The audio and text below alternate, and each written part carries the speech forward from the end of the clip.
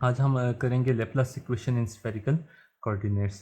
तो जब हमारे पास कोई स्फीयर आ जाता है या आपके पास कोई सर्कुलर ऑब्जेक्ट आ जाए तो मोस्ट कन्वीनियंट है इसमें जो आप कोऑर्डिनेट्स यूज़ कर सकते हैं वो आप स्फेरिकल कोऑर्डिनेट्स को यूज़ कर सकते हैं। तो लेप्लास इक्वेशन को हम सॉल्व करेंगे अभी कि स्फेरिकल कोऑर्डिनेट्स के अंदर लेप्लास इक्वेशन को कैसे सॉल्व करते हैं वो भी हम देखेंगे। सबसे पहले हम लेप्लास इक्वेशन की फॉर्म देखते हैं कि लेप्लास इक्वेशन को स्फेरिकल कोऑर्डिनेट्स में लिखते कैसे हैं। तो वो उसकी फॉर्म बनती है, ये आपके पास स्फेरिकल कोऑर्डिनेट्स में लेप्लास इक्वेशन की फॉर्म है।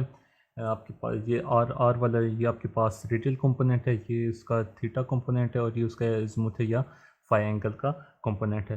तो हम ये कंसीडर करेंगे कि जो हमारे पास हमारी प्रॉब्लम है वो उसकी जो सिमेट्री है वो अज़ीमुथल सिमेट्री है, उसकी अज़ीमुथल सिमेट्री है।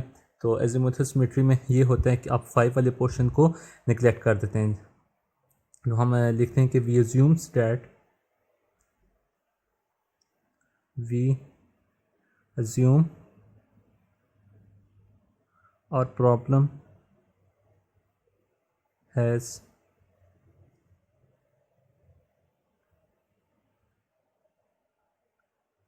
azimuthal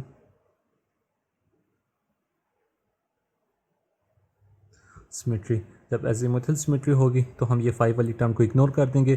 तो अब जो मेरे पास लेप्लास इक्वेशन स्फेरिकल कोऑर्डिनेट्स की जो फॉर्म बचेगी वो बचेगी 1/r² partial over partial r square partial v that is the potential divided by partial r plus 1/r² sin theta partial over partial theta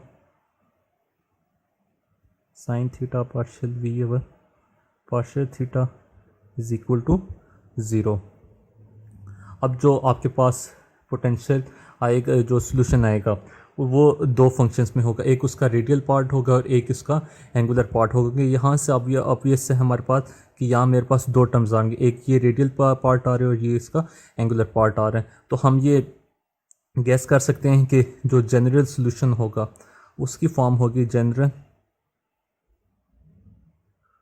solution जो आपका होगा v as a function of r theta, वो equal होगा radial part का solution into angular part का solution. अब हम ये जो हम जनरल सोल्यूशन जो हमने गेस किया इसको इस इक्वेशन के अंदर सब्स्टिट्यूट करेंगे। हम सपोज करते हैं इसको इक्वेशन नंबर 1 का नाम दे देते हैं और ये वाला जो है इसको इक्वेशन नंबर 2 का। Put equation 2 in 1, put equation 2 in equation 1। जब आप इक्वेशन 2 को इक्वेशन 1 के अंदर पुट करोगे तो इसका स्ट्रक्चर बन जाएगा 1/r² partial over partial r² partial over partial r, v की जगह आप ये पुट कर दोगे तो बन जाएगा r एंड ओमेगा, मैं सिंपल r एंड ओमेगा लिख रहा हूँ, derivative plus 1/r² sine theta partial over partial theta into sine theta partial over partial theta r and omega is equal to 0। अब आप डेरिवेटिव अप्लाई करोगे इसके ऊपर, जब आप डेरिवेटिव अप्लाई करोगे तो ये बन जाएगा 1/r² partial over partial r, या r² as it is.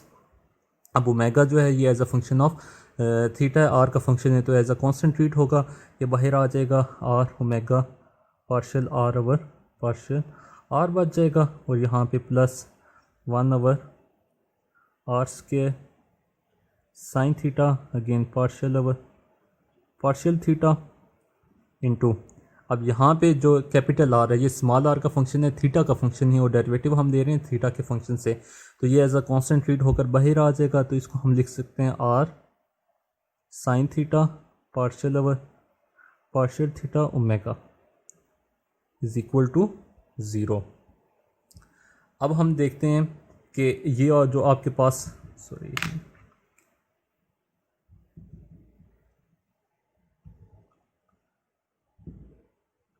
Omega is equal to 0। अब यहाँ पे again derivative with respect to theta है और यहाँ पे मेरे पास आर है, इसी तरह यहाँ पे डेरिवेटिव है with respect to small R और यहाँ पे मेरे पास ओमेगा है। तो उस ओमेगा और इस आर को मैं ब्रैकेट से बाहर ले आऊँगा तो इसी इक्वेशन को मैं लिख सकता हूँ फिर नेक्स्ट स्टेप में, या इधर ही लिख सकता हूँ। इस आर को बाहर ले आऊँगा तो यहाँ पे 1 की जगह आर, और यहाँ पे इस 1 की जगह मैं ओमेगा लिख दूँगा। इन दोनों इक्वेशंस में 1/r² कॉमन आ रहा है आपका, तो 1/r² कॉमन लेकर दूसरी साइड पे लेकर जाएंगे तो वहाँ पे 0 के साथ मल्टीप्लाई होकर 0 हो जाएगा। तो यहाँ से मैं क्या करता हूँ कि r² को इग्नोर कर देता हूँ, कॉमन लेकर दूसरी साइड मल्टीप्लाई करता हूँ तो वो ख़त्म हो जाएगा। तो मेरे पास ये स्ट्रक्चर बन जाएगी ओमेगा r sin थीटा। अब आप देखें कि ये वाला फंक्शन, सॉरी ये वाली टर्म और ये वाली टर्म टोटली आपके पास रेडियल टर्म है एक्सेप्ट ओमेगा, और ये वाली टर्म आपके पास टोटली ओमेगा टर्म में, सॉरी एंगुलर टर्म है एक्सेप्ट आर। तो हमने किसी तरह ओमेगा और आर को इन दोनों की जगह से रिमूव करना है। तो उसके लिए जो हम टेक्निक यूज़ करते हैं, हम ये करते हैं कि हम दोनों साइड को dividing R omega on both sides हम करते हैं, dividing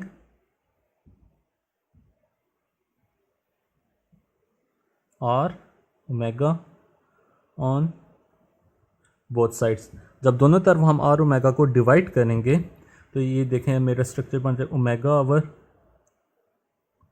R omega partial over partial R square partial R over partial R plus R divided by R omega sine theta partial over partial theta sine theta partial omega over partial theta is equal to 0। अब ये omega इस omega के साथ cancel हो जाएगा, ये are इस are के साथ कैंसिल हो जाएगा। जब आप कैंसिलेशन करोगे तो आपके पास स्ट्रक्चर बन जाएगा, यहाँ पे बच जाएगा 1/r, और यहाँ पे आर के साथ कट जाएगा तो ओमेगा सिर्फ बचेगा, तो यहाँ पे आ जाएगा 1/ओमेगा। अब ये वाली टर्म बिल्कुल सेपरेट, इसके अंदर कोई एंगुलर पार्ट नहीं है, और ये वाली टर्म इसके अंदर आपके पास कोई भी एंगुलर टर्म नहीं है। तो इसका मतलब हमने रेडियल पार्ट को और जो आपके पास एंगुलर पार्ट था उन दोनों को बिल्कुल सेपरेट कर लिया है। अब यहाँ पे इन दोनों को सॉल्व करने का हम सेपरेशन ऑफ वेरिएबल्स टेक्निक को अप्लाई करेंगे।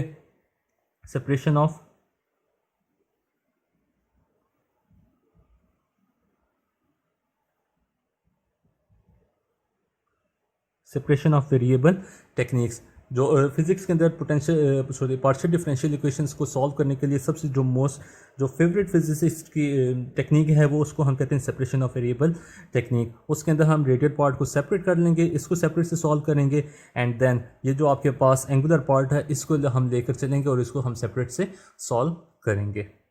Separation of variable technique apply करने के बाद रेडियल टर्म और जो एंगुलर टर्म है उसको हम सेपरेट करके लिख सकते हैं, और इस तरह से लिखेंगे कि रेडियल टर्म भी एक कांस्टेंट के इक्वल हो और एंगुलर टर्म भी एक कांस्टेंट के इक्वल हो। तो उसको हम लिखेंगे, रेडियल टर्म को लिखते हैं 1/r d of r into r square d of r is equal to some constant that is l into l plus 1। ये हमने l इंटू l प्लस 1 क्यों लिखा है, ये जब हम आगे सॉल्व करेंगे तो आपको इसकी इंपॉर्टेंस का पता चलेगा कि ये कैसे यूज़ होगा। इसी तरह जो आपका एंगुलर पार्ट होगा हम उसको लिखते हैं 1/ओमेगा sine theta d theta into sine theta d omega over d theta is equal to minus l into l plus 1। ये आपके पास स्ट्रक्चर, ये रेडियल पार्ट है और ये आपके पास एंगुलर इसका पार्ट आ जाता है। अब हम सेपरेटली पहले रेडियल पार्ट को सॉल्व करेंगे और फिर हम ओमेगा पार्ट को सॉल्व करेंगे। इन दोनों को सॉल्व करके जो आपके इसका solution in terms of R आ जाएगा, आर की कोई आप सोल्यूशन आ जाएगा, और ये ओमेगा वाला आपको ये सर ओमेगा आपको कोई सोल्यूशन दे देगा। ये जो दो सोल्यूशंस आएंगे उसको हम पोटेंशियल का जो हमने एक गेस किया था उसका जो सोल्यूशन होगा V R theta is equal to R as a function of R and omega as a function of theta. इसके अंदर दोनों वैल्यूज़ को पुट करेंगे तो आपके पास एक final solution of the Laplace equation in spherical coordinates आ जाएगा। हम रेडियल पार्ट लेंगे तो रेडियल पार्ट को हम लिखते हैं 1/r d/d of r square d/d of r is equal to l into l plus 1। अब इसका एक कमाल ये देखें सेपरेशन ऑफ वेरिएबल्स का कि जो हमारे पास पिछली इक्वेशन थी वहाँ हम पार्शियल डेरिवेटिव यूज़ कर रहे हैं, वो जो इक्वेशन थी वो पार्शियल डिफरेंशियल इक्वेशन थी, लेकिन after separation of variables technique हमारे पास पार्शियल डेरिवेटिव ख़त्म हो गया और ऑर्डिनरी डिफरेंशियल इक्वेशन बन गई है जिसको हम इजीली सॉल्व कर सकते हैं। अब ये 1/r है तो r इधर डिवाइड हो रहा है, इधर जाकर मल्टीप्लाई हो जाएगा, तो इसको मैं लिख सकता हूँ r, और यहाँ से r को मैं रिमूव कर देता हूँ। इस इक्वेशन की जो लेफ्ट हैंड साइड है इसके ऊपर मैं डेरिवेटिव अप्लाई करूँ, प्रोडक्ट रूल लगेगा। तो सबसे पहले आर स्क्वायर के सबसे पहले मैं d/d r के ऊपर जब डेरिवेटिव अप्लाई करता हूँ तो R square as it is, तो यहाँ पे आ जाएगा d²r/d r square plus d/d r as it is आ जाएगा। इस आर स्क्वायर का मैं जब डेरिवेटिव लूँगा तो ये आ जाएगा 2r d/d of r is equal to, ये इस तरफ प्लस है तो जब दूसरी साइड आएगा तो माइनस हो जाएगा, तो इसको मैं लिख सकता हूँ minus l into l plus 1 r is equal to 0। अब ये जो इक्वेशन है इसकी जो ये फॉर्म बन रही है, ये इक्वेशन बन रही है like Euler differential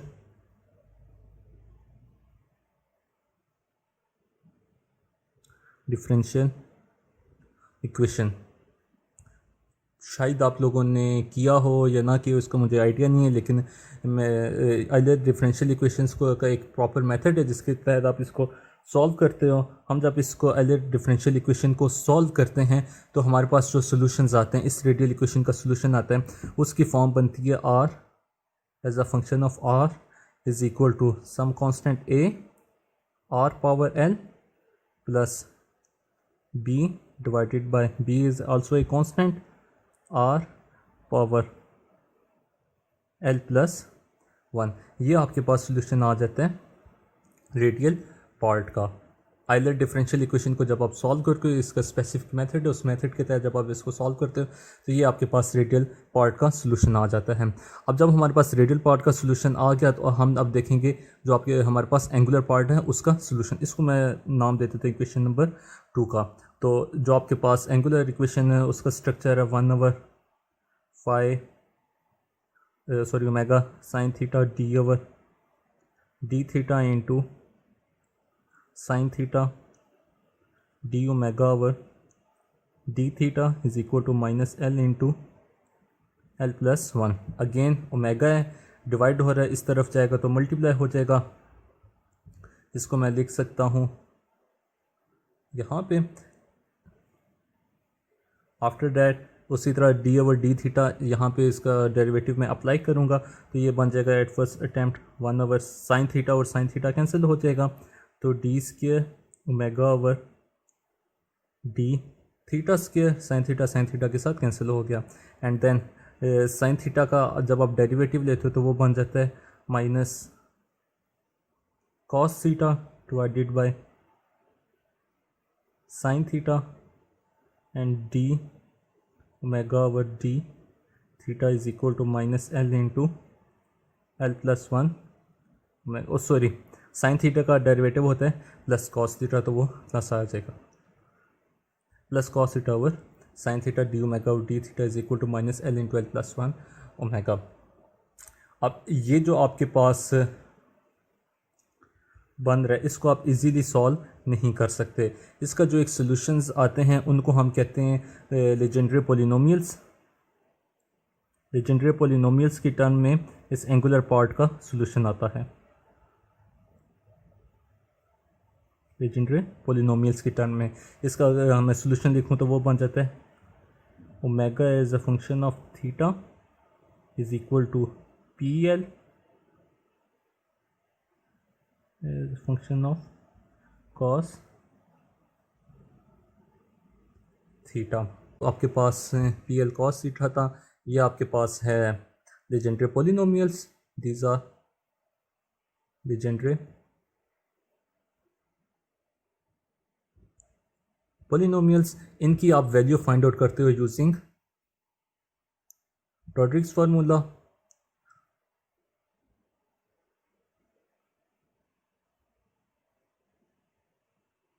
Rodrigues formula आपके पास है P polynomial function, sorry Legendre polynomial P L of X is equal to 1 divided by 2 की power L into L factorial into D of x power L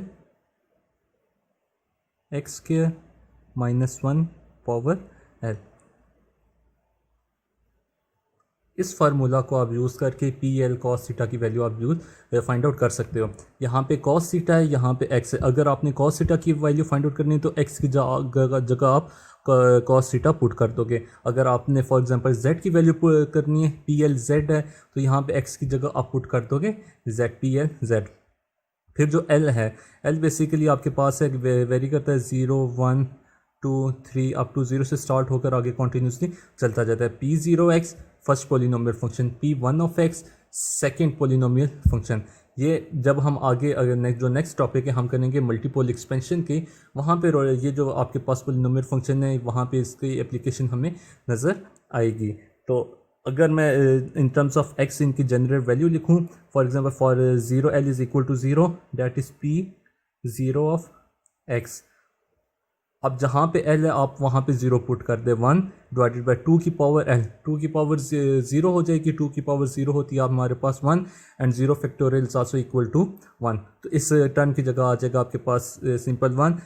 जब आप L की power 0 ले रहे हो तो ये डेरिवेटिव की पावर 0 ये भी 1 हो जाएगी। इसी तरह X square minus 1 X square minus 1 whole power L, यहाँ पे भी जब आप 0 लोगे तो ये भी होल पावर 0 होकर 1 हो जाएगी। किसी भी चीज़ की पावर 0 जब होती है तो वो 1 की इक्वल हो जाती है।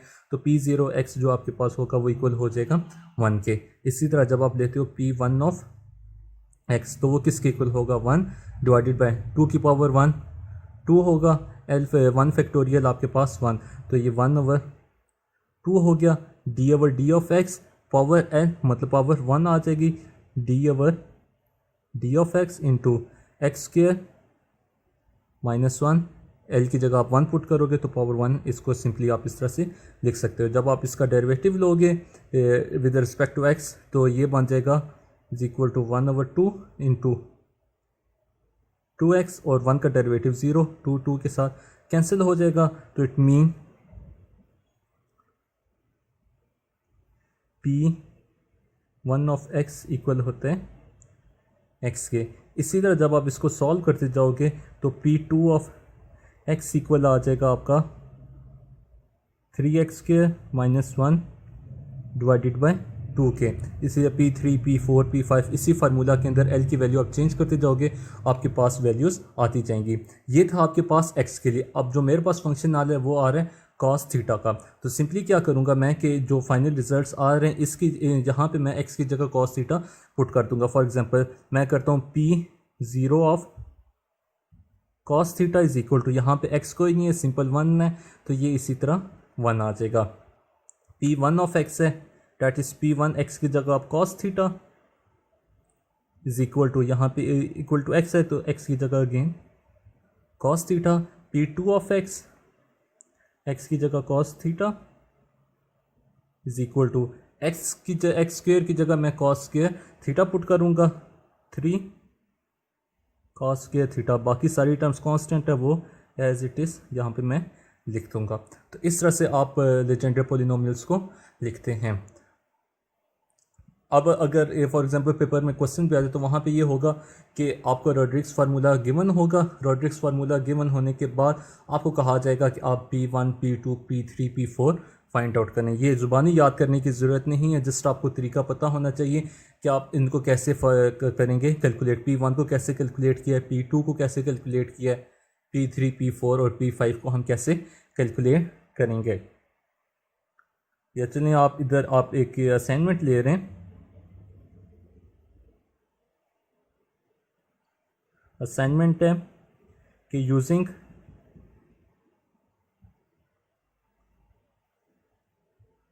Rodrigues formula find the values of p3x, p4x and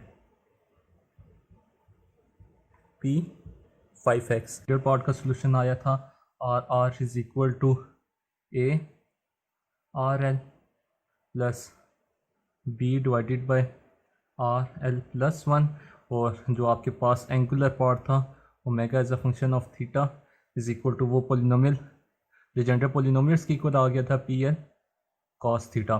तो जो हमने गेस किया था कि हमारे पास सोल्यूशन होगा जो पोटेंशियल का v is equal to V as a function of R theta is equal to R omega as a function of theta. इसका जो स्ट्रक्चर बन जाएगा वो बन जाएगा V R theta is equal to A R L plus B divided by R L plus 1 into P L as a function of cos theta. ये हमारे पास form बन गई आफ्टर सेपरेशन ऑफ वेरिएबल। लेकिन जब हम बिफोर सेपरेशन ऑफ वेरिएबल बनते हैं तो वहाँ पे हमारे पास डिफरेंट टाइप्स ऑफ सॉल्यूशंस आ जाते हैं for different values of L. तो जो आपके पास मोस्ट जनरल सॉल्यूशन होगा वो क्या करेगा, डिफरेंट वैल्यूज़ ऑफ एल के लिए उन सारों को सम अप कर देगा। तो दो जनरलाइज, तो most generalise solution,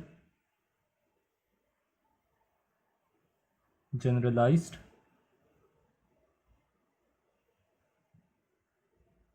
solution will be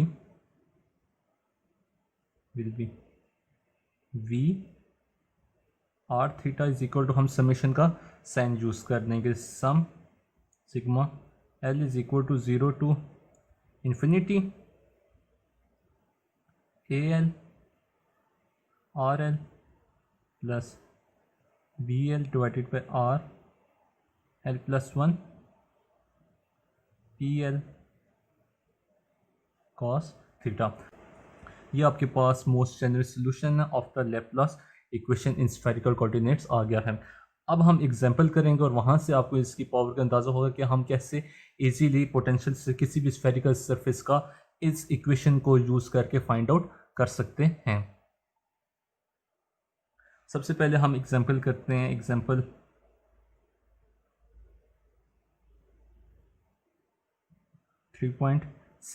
3.6 example में आपको कहता है कि potential V not, potential on spherical surfaces, spherical surface of radius r,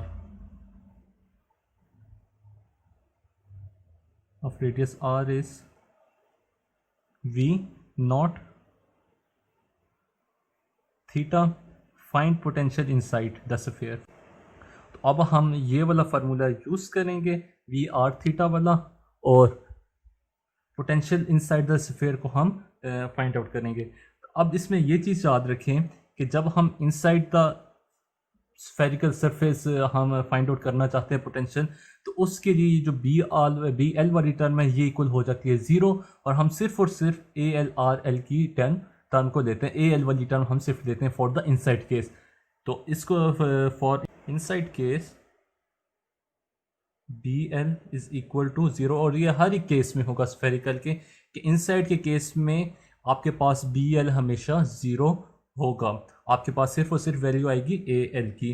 तो आप पोटेंशियल को लिख सकते हैं वी आर, इसको आप नाम दे दें इक्वेशन, एग्जांपल कर रहे हैं तो इक्वेशन 1 का हम इसको नाम दे देते हैं।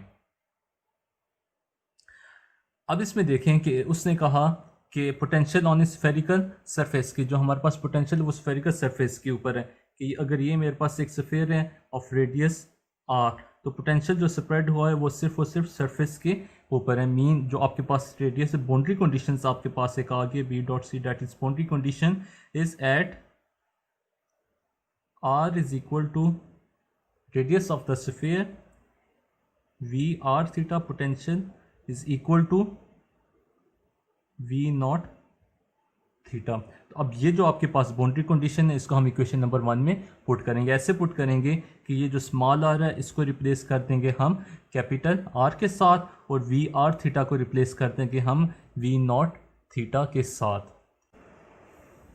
जब हम बाउंड्री कंडीशंस को यूज़ करते हैं तो हमारे पास जो स्ट्रक्चर बनता है वो बनता है V not theta is equal to sigma L is equal to 0 to infinity A L capital R power L P L as a function of cos theta, sorry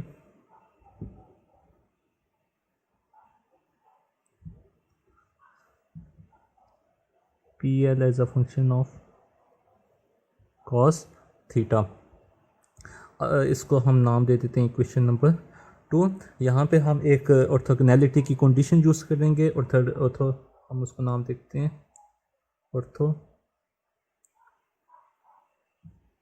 orthogonality condition for Legendre polynomials. Legendary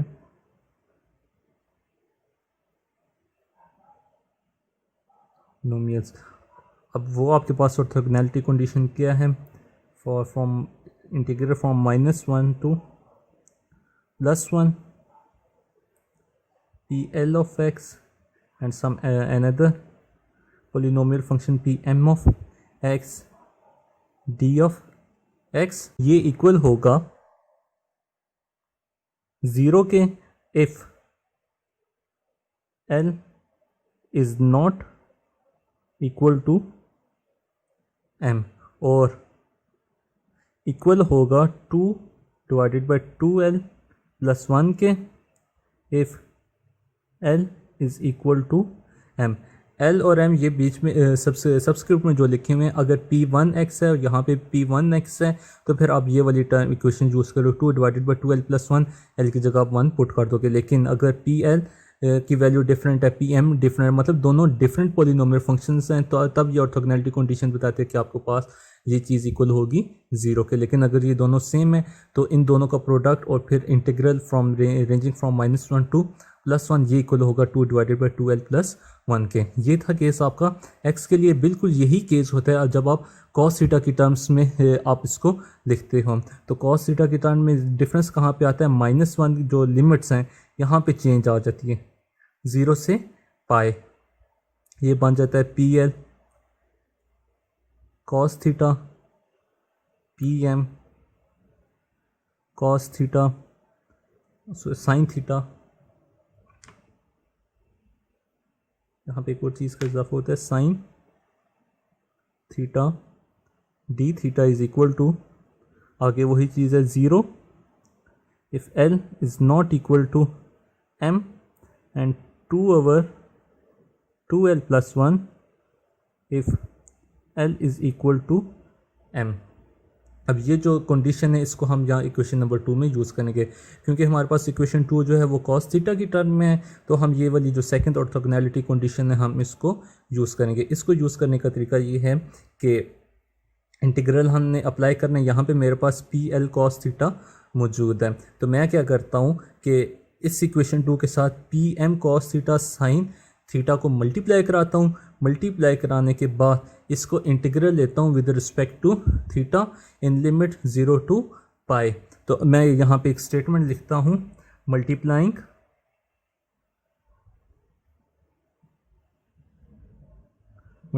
equation 2 with PM cos theta sin theta and then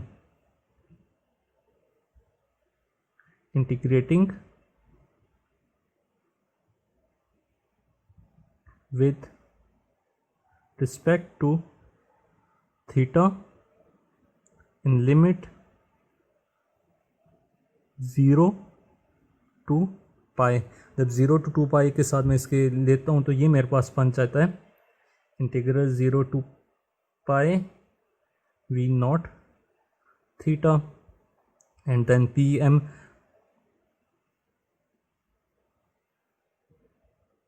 cos theta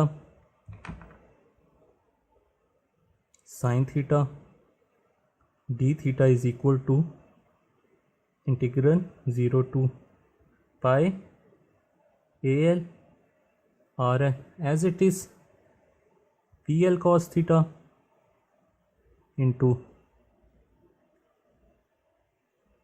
pm cos theta sin theta d theta. अब आप ये देखें, ये वाली जो relation है ये यहाँ पे कंप्लीट है। ए एल आर एल आपके पास कांस्टेंट है तो ये बाहर आ जाएगा, तो P L cos theta P M cos theta sine theta D theta ये, और L is equal to M का केस अगर हम लेते हैं तो ये 2 डिवाइडेड बाई 2l प्लस 1 आ जाता है। तो ये वाली साइड आपकी बन जाएगी ए एल आर एल, ये एज इट इज़। ये जो अगली टर्म है इनके ऊपर हम ये वाली कंडीशन यूज़ कर देंगे और L is equal to M, यहाँ पे आ जाएगा 2 डिवाइडेड बाई 2l प्लस 1, और ये एज क्योंकि वी नॉट थीटा आपके पास कांस्टेंट है तो ये इंटीग्रल से बाहर आ जाएगा, ये बन जाएगा V not theta 0 to pi P M.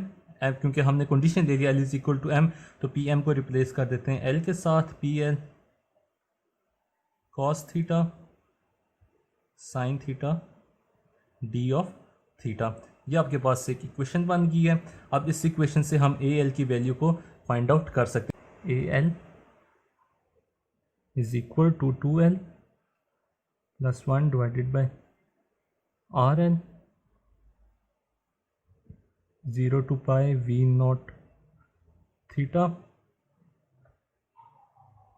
P L cos theta sine theta D of theta. ये आपके पास वैल्यू आ गई है ए एल की। अब इस ए एल की वैल्यू को जब आप पुट करोगे, रिलेशन ए एल की वैल्यू आ गई, ये जो आपके पास रिलेशन था V R theta is equal to summation L is equal to 0 to infinity A L R L P L cos theta में। इसको जब आप यहाँ पे पुट करोगे जो भी वैल्यूज़ आएगी वो आपका सोल्यूशन होगा, वो आपकी पोटेंशियल की वैल्यू होगी। तो जब आपके पास इस तरह की कंडीशन हो कि वी नॉट की स्पेसिफिक वैल्यू ना गिवन हो, तब आपके पास इस तरह से बहुत कॉम्प्लेक्स बिहेवियर शो होता है। अगर आपको ये पता चल जाए कि जो आपके पास बाउंड्री है, बाउंड्री के ऊपर जो पोटेंशियल है उसकी एक स्पेसिफिक वैल्यू आ गई है। फॉर एग्ज़ाम्पल हम कहते हैं कि वी नॉट जो है वो इक्वल है, वी नॉट थीटा इक्वल हो जाता है के स्क्वायर सॉरी के साइन स्क्वायर थीटा ओवर 2। जब हमारे पास वी नॉट की वैल्यू आ जाती है तब हमें इतना लंबा प्रोसीजर करने की फिर ज़रूरत नहीं पड़ती। हम simply V not boundary conditions को पुट करते हैं। यहाँ पे हमारी मेन इक्वेशन है V R theta is equal to summation L is equal to 0 to infinity A L R L P L cos theta. तो अब यहाँ पे सबसे पहले हम बाउंड्री कंडीशन ही अप्लाई करते हैं। इसकी बाउंड्री कंडीशन थी कि at R is equal to capital R, तो यहाँ पे लिखते हैं at R is equal to capital R V R theta is equal to V not theta, और वी नॉट थीटा इक्वल है के साइन स्क्वायर थीटा ओवर 2 के। तो यहाँ पे पुट कर देंगे के sine square theta over 2 is equal to sigma L is equal to 0 to infinity A L small R की जगह capital R P L cos theta. अब ये आपके एफ एस सी का कॉन्सेप्ट यहाँ पे चलेगा, जो आप हाफ एंगल फार्मूला को यूज़ करते हो। हाफ एंगल फार्मूला के तहत sign square theta over 2 equal होता है 1/2 1 माइनस कॉस थीटा। ये आपके पास हाफ एंगल आइडेंटिटी बनती है। अब साइंस के थीटा को आप जब आप यहाँ पे पुट करोगे तो ये आपके पास स्ट्रक्चर बन जाएगा। अब आप देखें, जब हम लेजेंडरी पोलिनोमियल्स को कैलकुलेट कर रहे थे तो वहाँ पे हमने देखा था कि P0 of cos theta is equal to 1 and P1 of cos theta ये इक्वल होता है कॉस थीटा के। तो ये जो साइड है 1 की जगह मैं P0 कॉस थीटा लिख दूंगा और कॉस थीटा की जगह P1 कॉस थीटा लिख दूंगा। तो ये बन जाएगा K/2 P0 cos theta and similarly यहाँ माइनस P1 कॉस थीटा की जगह minus P1 cos theta put करती है इज इक्वल टू। अब क्योंकि 0 से 1 तक है तो ये जो हमारे पास समेशन है ये भी रहेगी मेरे पास 0 और 1 के लिए।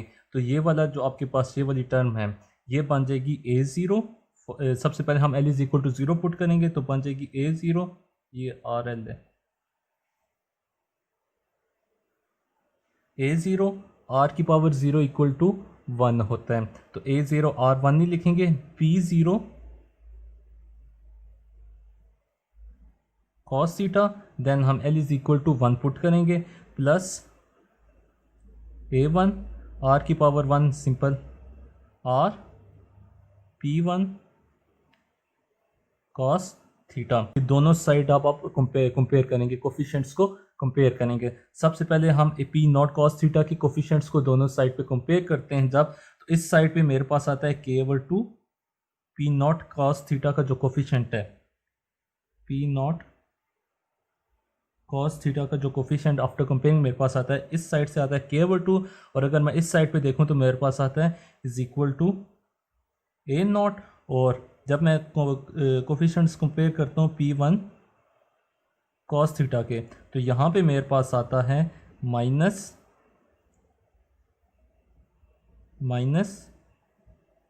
K/2, और यहाँ पे P1 कॉस थीटा इधर से मेरे पास आता है is equal to A1 R। जो आपके पास कांस्टेंट A1 है वो उसकी वैल्यू बन जाती है A1 is equal to minus K/2 R। अब आपके पास ये दो कांस्टेंट्स आ गए A0 एंड A1। जो डिफरेंशियल इक्वेशन को सॉल्व करने के बाद जब हम उनकी वैल्यू को कैलकुलेट करते हैं तो सबसे पहला जो प्रॉब्लम आता है वो आता है कि हम कांस्टेंट्स को कैसे कैलकुलेट करेंगे। तो अब जो अननोन कांस्टेंट्स है A0 A0 A1 वो मेरे पास आ गए हैं, और मुझे ये भी पता चल गया जो मैं ये वाली मेरी जो इक्वेशन है इसको एक्सपेंड भी L इज इक्वल टू 0 और 1 के लिए करूँगा। L is equal to 0 and 1 के लिए ओपन करके इसकी मैं वैल्यू A0 A1 की सिंपल मैंने जहाँ पे अब वैल्यू को पुट करना है तो मेरे पास सॉल्व हो जाएगा। उसको मैं लिखता हूँ। तो जो आपके पास जनरल था कि V R theta is equal to summation L is equal to 0 to infinity AL small RL into PL cos theta. Boundary condition put करने से पहले जो मेन फार्मूला था, अब हमें पता है कि L सिर्फ दो वैल्यूज़ तक ओपन होगा, L इज इक्वल टू 0 और 1 के लिए। तो 0 और 1 के लिए इसको हम ओपन करेंगे तो ये बन जाएगा R theta is equal to L is equal to 0 के लिए A0 R की पावर 0 करेंगे तो वो 1 हो जाएगा, और यहाँ पे P0 cos theta plus A1 R के power 1 R P1 cos of theta. A0 और A1 की आप यहाँ पे वैल्यू पुट कर दो। जब आप वैल्यू पुट करोगे तो वो आ जाएगा K/2 P0 cos theta plus A1 की वैल्यू आ रही है आपके पास minus K/2R P1 cos of theta. अब आप चाहें तो P0 कॉस थीटा और P1 कॉस थीटा की वैल्यू पुट कर दो तो वो बन जाएगा K/2 P0 cos theta equal होता है 1 के, and plus minus minus K/2R, sorry ये वाला R भी आएगा इधर, मैं इसको इधर लिख देता हूँ क्या K into R P1 cos theta equal होता है कॉज ऑफ थीटा के। तो ये आपके पास फाइनली बन जाता है K/2 1 minus R cos theta V R theta. ये आपके पास पोटेंशियल आ जाता है इनसाइड द स्फीयर के। ये थी हमारी एग्जांपल 3.6। अब जो आपके पास एग्जांपल 3.7 है ये आपकी असाइनमेंट है। असाइनमेंट